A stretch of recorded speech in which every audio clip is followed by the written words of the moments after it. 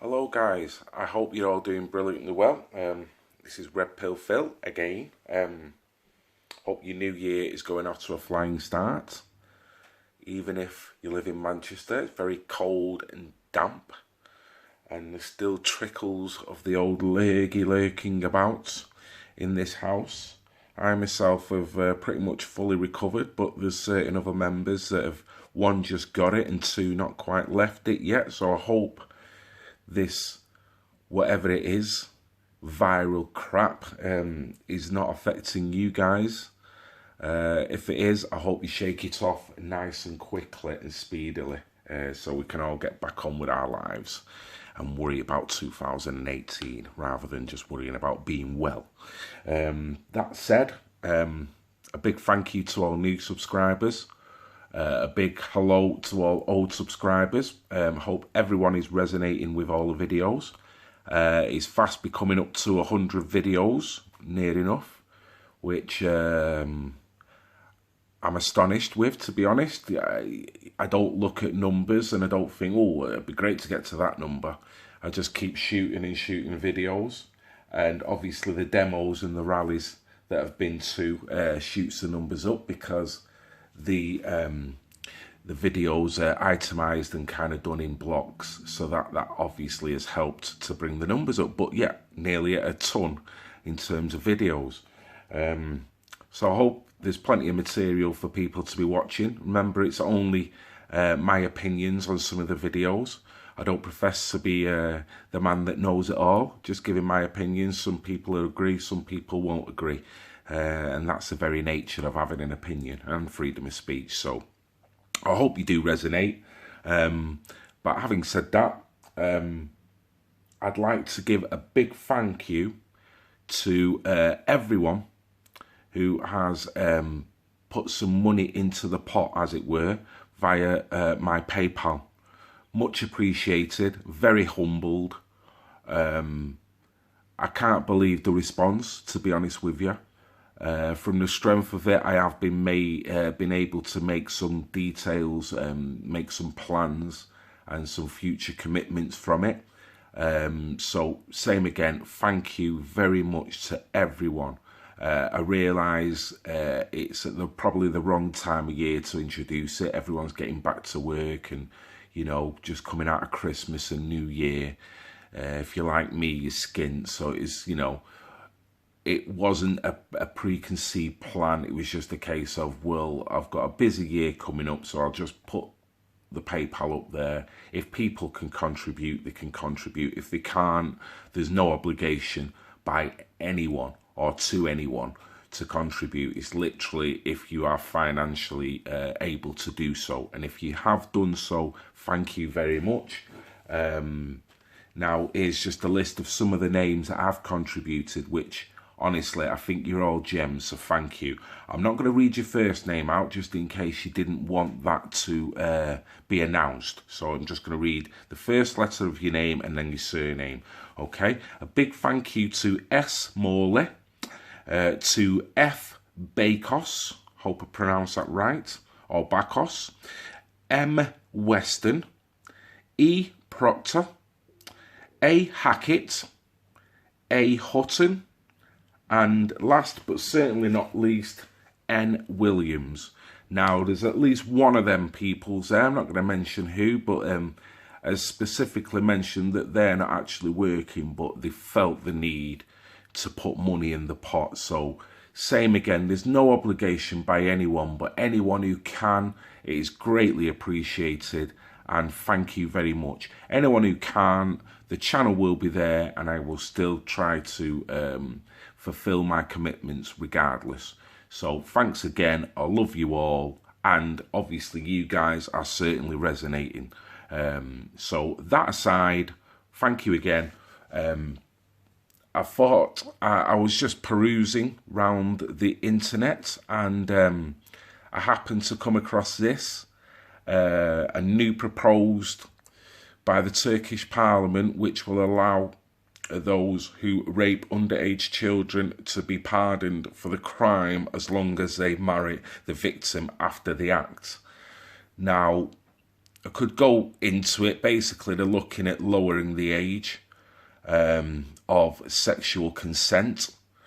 Now, to me, I've got very strong, staunch views when it comes to sexual deviances, particularly, no matter what the age, and particularly with when you're steering towards the children. Now, this bill is looking at lowering it to 12. I'm not sure whether it's fully passed. I think it may have got thrown out, but the level of intent is there, which to say is that I can't believe they put the bill up there in the first place. So it does show the kind of breakdown well, to them, they won't see it as a breakdown, but in terms of Western values, that is fucked up. Really, really far gone. Now, considering Turkey wanted to be a member of the EU, their leader has often threatened the West with flooding Europe, which he's done a fair job of, to be fair, with migrants, full knowing of all the different nefarious things that go on, the values that some migrants carry with them. Now, if Turkey was to become a member of the EU, which makes them bona fide, would their rules and laws be in line with Western values? Now, with a bill like that, clearly not, because to me that is heading towards paedophilia. It's almost saying, no problem, you know? It opens the gates up to all kinds of nefarious acts transpiring, which is very worrying and dark indeed. So that was Turkey, okay? So then a story I heard about, which was this one, which freaked me out. Now, apparently, this is from the Metro, which is, if you're unfamiliar, for anyone outside the country, it's a free paper that we normally get distributed, I think, on the street. And on buses and things like that, it used to be. Whether it still is the case, I'm not sure. And this was a story which was taken down pretty prompt with, but I've been able to find it. Now, the story is written by Ellen Scott for the metro.co.uk, and she's a lifestyle editor. Now, whether she's got children or not, I've no idea, but she's obviously a lefty. Because not only have you got them images to kind of prove the sensationalized headline, but the headline, why you should buy your teenage kids sex toys. And then it goes into basically why she feels that kids of that age now, because they're getting curious, as we all did as kids, but she feels, probably as a lefty, let's take it one step further, yeah? It's bad enough that the kids have to have certain classes in schools nowadays at such an early age, and they're being spoke to regarding sexual practices. My youngest has gone through all that. She found it somewhat embarrassing and didn't really want to know, because she's not of that way of thinking yet. Now, she's 11 years of age. Now, according to this lady, 11 years of age is of the age where I should be really looking at buying a sexual toy for her to sexually gratify herself. Because if she doesn't, she's more likely to use other implements around the house, and she's more likely to not know how to orgasm, and she's more likely to have her first sexual experience as a bad one. Now, most people will agree that your first sexual experience is a bit of a head scratcher. It's like, what the hell was that? You know, and then you kind of move on from there, and as you get older, you know, things develop, and you start to develop an understanding. Now, to me, what I wouldn't do is sit my daughter down, or particularly as this lady, literally walk in a sex shop and start perusing round sexual toys and start then conversing with my youngest daughter as to the best toy for her to use and how to use it. Now, when you're 11, you're 11. Obviously, she's growing, she's maturing. I can see it right in front of my eyes. She's getting bigger. She's got the attitude to go with it. But at the same time, me personally, conversations will be had at some point, but I don't feel 11 is the time. And I didn't feel that for my 16-year-old daughter either. And she's doing absolutely fine. I don't feel that there's been any negative aspect to me not bringing it up at the age of 11 when she was 11. So to me, this seems like another lefty way of lowering or hiring the acceptance level of sexualizing kids, plain and simple. Now, she's trying to say that it's not about that in this article, but 11-year-olds and dildos just should not be in the same conversation. And I feel any family member that wants to talk about their children at 11 sexually gratifying themselves and literally going out and shopping for sexual toys for them, I think they're very liberal and they're probably dangerous for that child. Now, that would, for me, come under child abuse. I do think that is enough for, I wouldn't say a kid to be taken away from the family, but strong words. But you can see from our liberalisation, the cultural Marxism, that we are entering the days of Rome, where paedophilia is getting talked about more as a normal occurrence, which leads on to the next one, which a big paper again. This is the Telegraph. I was looking through a story on this, and paedophilia is natural and normal for males. Okay, now this is by a reporter by Andrew Gillian. Now, I don't think he's professing this. I think he's reporting on a conference that took place in Cambridge University, and how they're basically talking about paedophilia as if it should be just a normality, how it's a loving thing, which is very worrying. It's an old article, but it just all kind of links. No doubt there's been numerous articles after this. I've heard of some in the past where they're talking about the sexualization of kids and the normality of paedophilia and how they find it acceptable.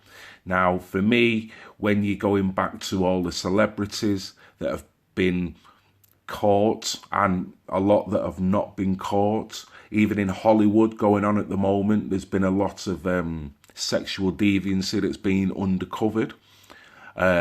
You do get the sense that these sick elites are trying to normalise being sexualised as a child, and the justification for an adult male to have sex with a child. Now, I can't get my head around this. I mean, when I've been doing slight research, reading through these articles, it was making me fairly nauseous just to think about it. No one wants to think about it, but at the same time, these sick fuckers do all the time, literally. So these guys are they're professing it out in normal everyday society. They seem to be talking about it more and more like it's a normal thing, which is another left-wing kind of acceptance level where they're trying to lower the drawbridge. Now, whether it's because it would help with the elites that tend to find sexual gratification with children quite acceptable. You know, you do hear about a lot of different stories ranging about this in different parts of the world as well. Now, the funny thing is that you can talk about this and the higher echelons although there's a frown put at the front of the shop, in the back of the shop, as it were, it seems to be totally acceptable, and they seem to be pushing that agenda out more and more. My personal opinion is they would be quite happy to live in a world where paedophilia is a normal, everyday occurrence. With the general sexualization of children, they seem to be doing it on TV programs, they seem to be doing it in films all the time. So it's only going to get more prevalent as time goes on.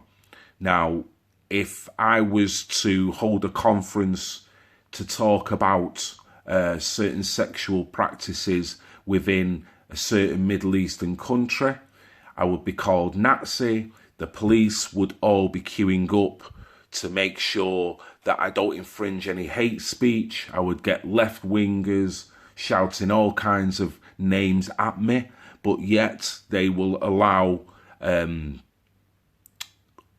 conferences held at the University of Cambridge, and they will allow and not say anything in direct contrast to a man who is a known paedophile getting up there and having a talk regarding how he feels paedophile is a normal act, and basically trying to tar all men with that brush, saying that men in general tend to want to have sex with younger children, which is fucking sick. And if anyone was to say that directly to my face, I would have to put him on the floor.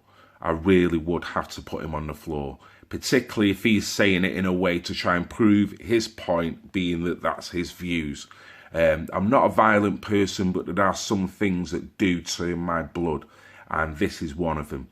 So when you've got elites that are professing all this, but yet when they're allowing certain states to lower the age or potentially lower the age of sexual consent as long as you marry them, when you hear about all the gang rapes that go on to underage children, when you hear about the rise of the rent boy, and in certain countries where boys and girls go missing because their acceptance level to having sex with underage girls and boys is of a normality. So how can I, as an individual, be castigated for just saying this is wrong and it's not right, but yet they can stand there and say, well, you know, paedophilia, you know, it's about time we kind of spoke about it and just normalised it in our everyday society. I don't think there'll ever be a time where the mass populace will totally go with it. Although I do watch programmes where you do see brainwashed people sexualising their children and watching their children act in a certain sexualised manner. And they'll probably put it down to, oh, well, you know, it's the way society's going, this, that and the other. But they'll be the first to complain if the likes of Rolf Harris comes knocking on the door, yeah? Or if Jimmy Savile was to have been about back in the day. No one finds that funny. So it does seem that all roads are leading to Rome, as it were. I think it won't be long before the days where you can marry your frigging horse or your donkey, or have sexual relations with a frigging dog, and that will be accepted. I do feel that society is degenerating into something that scares the life out of me, and that's why I thought I'd make this video, just to kind of say my opinion. I don't see there's any reason for this to be accepted. I don't see how any conference should have been allowed, particularly when you have got a bona fide reason as a citizen, a tax-paying, law-abiding citizen, to attend a march which is protesting against values within your country that is being overridden, okay, by a migration of people that have not got the same European Western values as yourself. So it's totally understandable, and that's why, for me, why all them stories link. That the left seem to accept this and seem to push it. So it's hardly surprising that when we talk about grooming gangs and the nefarious goings on within Islam and Sharia law, that the left don't say anything, because the next article will be written by another Andrew Gilligan. I'm not saying this geezer professes towards it or not. I think he's genuinely writing just a normal piece regarding it. He doesn't seem to mention in the article about his personal feelings about it. He was just maybe bringing light to it, but maybe I'm wrong. So this is Red Pill Phil talking about very strange sexual deviances that are becoming the norm to the left. And this is the left that you've got to try and get through to in a common sense manner. Now, is this common sense? Don't think so. So thanks for listening, guys. I hope it was all relevant and made sense.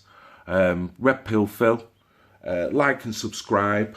And don't forget, if you have got any pennies that are lying about, it would be much needed in the pot in order to further my escapades around the country, which will be coming up starting on February the 17th in Newcastle.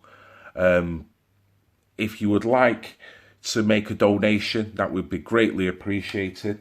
On my new videos, you will see a link. The link will be paypal.me/redpillphil1. That's paypal.me/redpillphil1. Thank you again for listening, and absolutely no obligation. I love you all, guys, and let's keep the fight. And it won't be long before we're on the streets, okay? And if any lefties come up to me, then particularly if they're talking about anything along these lines, but yet they're going to point fingers and call us racist, then, well, we'll see what happens. I don't think it will be pretty. So like and subscribe, guys. Thanks very much. God bless you all, and you take care of yourselves.